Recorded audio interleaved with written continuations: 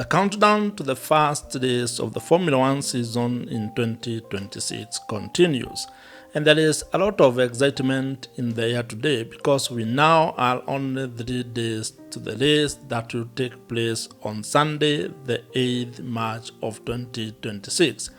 And today being a Thursday, there's quite a lot of things that are going to be happening today, which actually make it almost like the official start of the race weekend. You can expect to actually have the driver press conferences today, and maybe there will also be press conferences attended by team principals in Melbourne, Australia.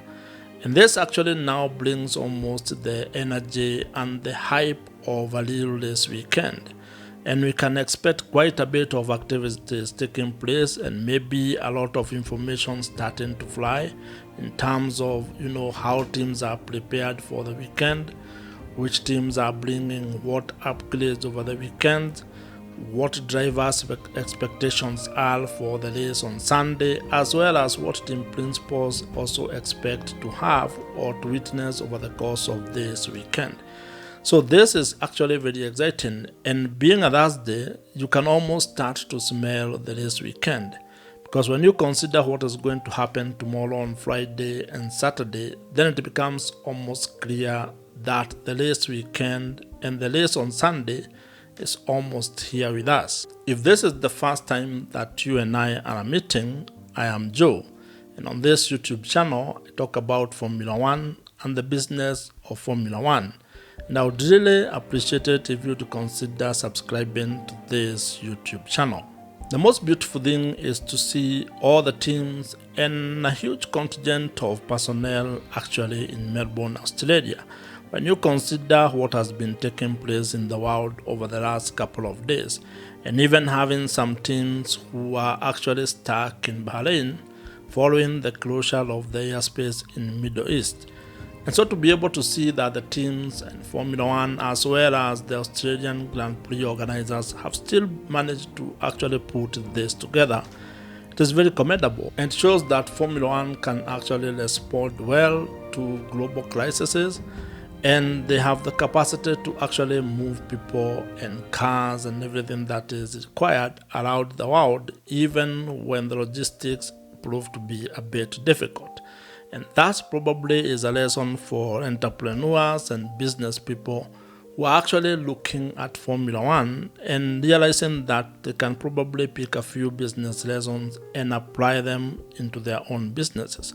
So if you run a business, or if you're an entrepreneur who wants to build a business, you can be able to learn a few ideas or pick a few business lessons from how Formula One operates, and customize that and apply that into your own business.